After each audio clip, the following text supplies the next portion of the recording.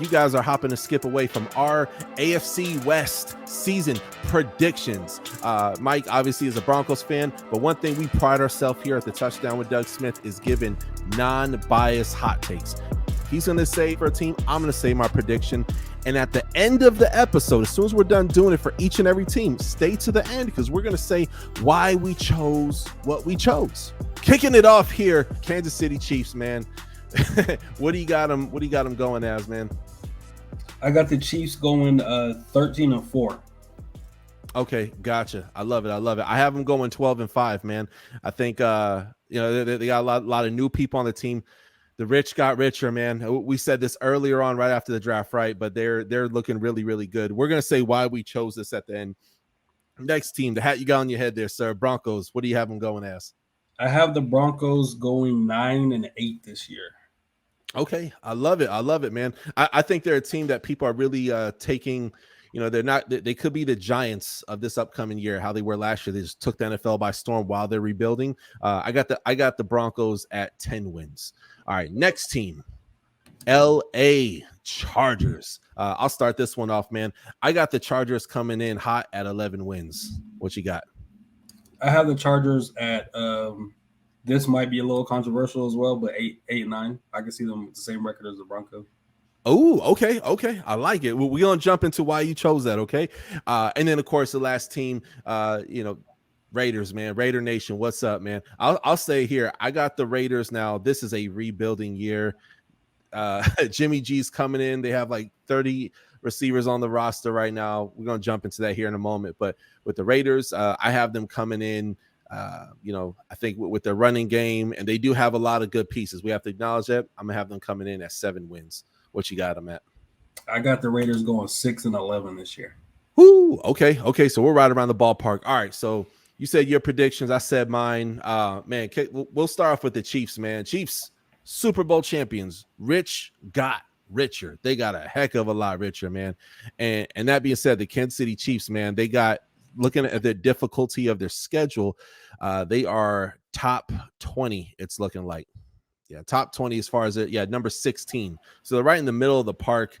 I think the AFC got even more dominant this year, so there's going to be some games that they lose. But man, once playoff time comes, they've been there. They have the experience. I hate to say it, they could be the next big New England Patriot type dynasty, man. But yeah, man, that's my thoughts on them. What do you think about the Chiefs this year, man? It hurt. It gives me heart. I've had heartburn, Doug.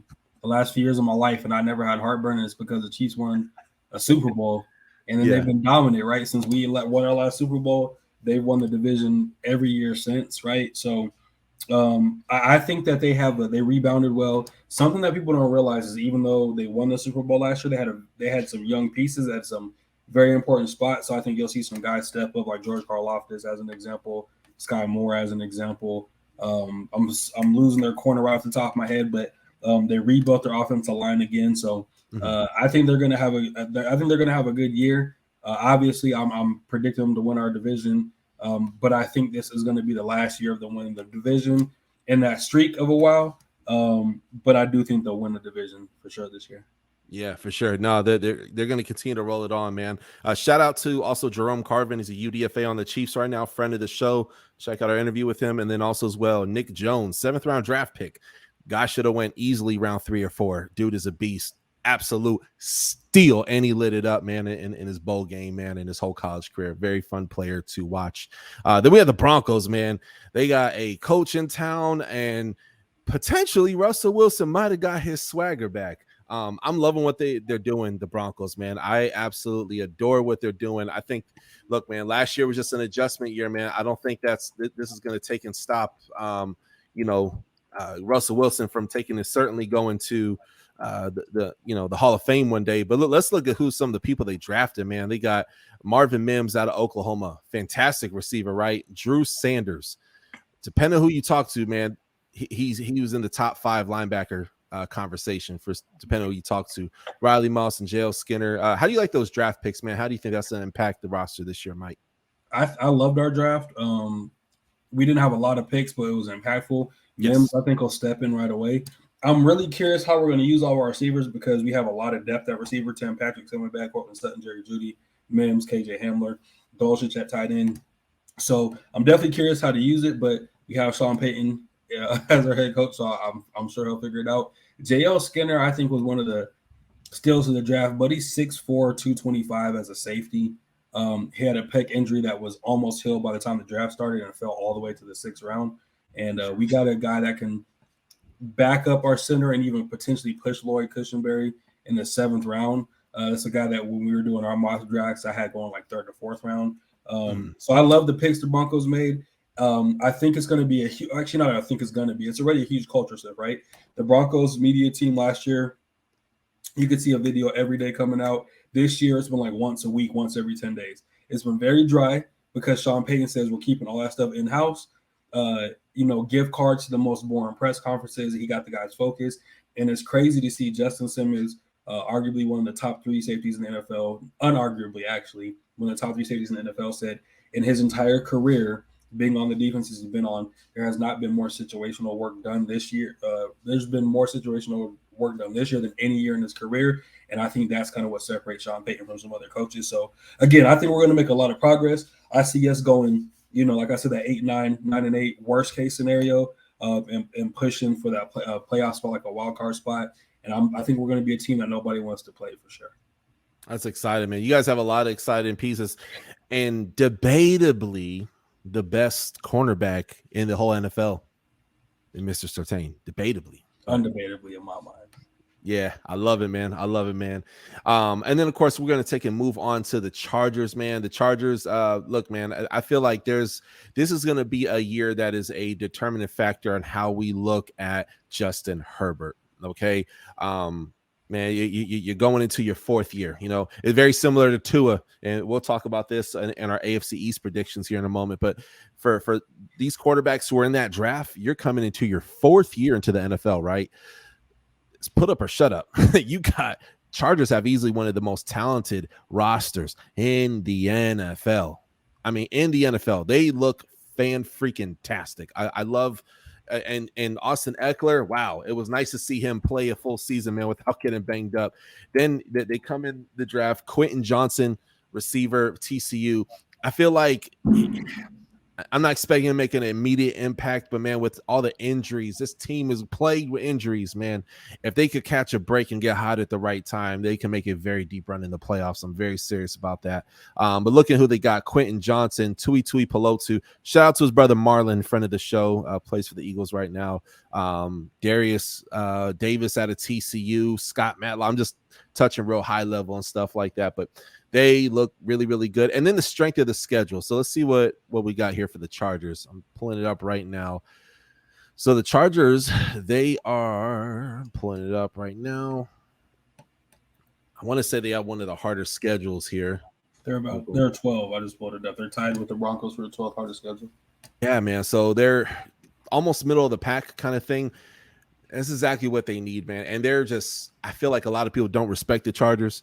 But again, if they get hot at the right time, they added quite a few draft picks, right? Not a whole lot, but I think it was like 7 or 8 picks. Out of the picks they got, I feel like, man, this is just a year that they got the experience now. They got the players, the personnel. I think they could go real deep with this, but we'll see what happens. Then moving on to the Raiders as we finish up the episode. And before we talk about the Raiders, I'm going to put this on screen.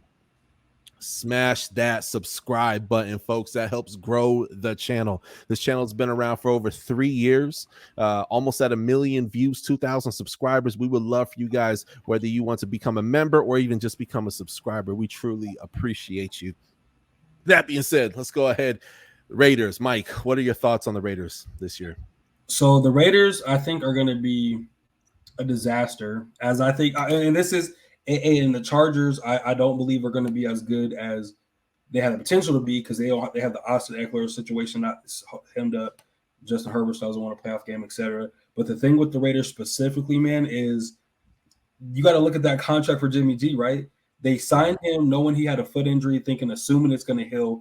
But unfortunately, right, and we're not like people that want people hurt and all that. Jimmy Garoppolo has not played a full season since he's been a starter in his NFL career. So I'm going to take what we know and say that, like, he won't play a full season this year. He's already having these injury issues. Now, if he does, their record could be different, but they still tomorrow we'll find out what's happening with Josh Jacobs. That dude led the league in rushing, absolutely abused the Broncos. As much as I hate the Raiders, and I think y'all know there's no team in the NFL I hate more than the Raiders, Josh Jacobs is an absolute dog, right? So to see that this man led the league in rushing, and they didn't want to give this man a long-term contract, they just said the franchise tag lets me know that they're Josh McDaniels is Josh McDaniels in again, like he did. He was the head coach of the Broncos temporarily. So I think, again, they made a few picks that I thought were good, but I also don't think they addressed everything they absolutely needed to address to take that next step. So, again, I gave them that 7 wins. It's not out of hate. Tyree Wilson, I love that pick. Michael Mayer, I love that pick. Brian Young, I love that pick. And obviously, Trey Tucker, friend of the show, I love that pick. Everything else, I think they could have drafted some people a little bit higher. There's some people on the board still that would have helped them immediately, but I think they're in the transition year. 7-10, I think, is a fair record for them. On the rebuilding their line, quarterback questions. They lost Jarrett Stidham, who played pretty well in their backup position last year. So we'll see what they do. Yeah, should be interesting, man. And also, I want to take a quick moment just to take and shout out the receiver we had him on the show as a 4th round pick, Trey Tucker. A lot of Raiders fans were pissed off about him, but I'm expecting him to be a day 1 starter, a potential day 1 solid. He could work his way up the depth chart, but solid, wide receiver number 4, number 3. But he can return punts and kicks. Watch the Cincinnati legend icon when he played for the Bearcats. I mean, the dude was phenomenal, right? They still have a lot of exciting pieces, man. If I'm a Raiders fan, I'm like, hey, potentially this could get really bad too, Mike. I mean, like, I think I like to think you and I are pretty generous people, man, and unbiased, but I think you and I were on the high end. This could potentially be a 3-4 win season, and they could be fighting for a first round, the first overall pick next year for a quarterback. They could be in that Caleb Williams running, man. Caleb could be staying out on the West Coast, my man. It could happen. So, anywho, y'all, go ahead and comment below. Let us know your thoughts. Also, as well, be sure to go ahead and hit that subscribe button. That helps the channel take and grow. Hope you guys have a blessed night, and catch y'all next time on the Touchdown with Doug Smith. More episodes, more content, more interviews, more live shows on the way. Peace. Turn 100 for the touchdown, king crown, gain inside, leading your town, hit you faster than the sound, bad boy throw it down, yeah I'm ill, not my will, don't cop a fill the house, listen to the roaring crowd, drop a like, calm it down, Heisman all the haters mouth, superhero hit them wow, packing more action than bing boom bam pow, touchdown for the win, we live, subscribe right now.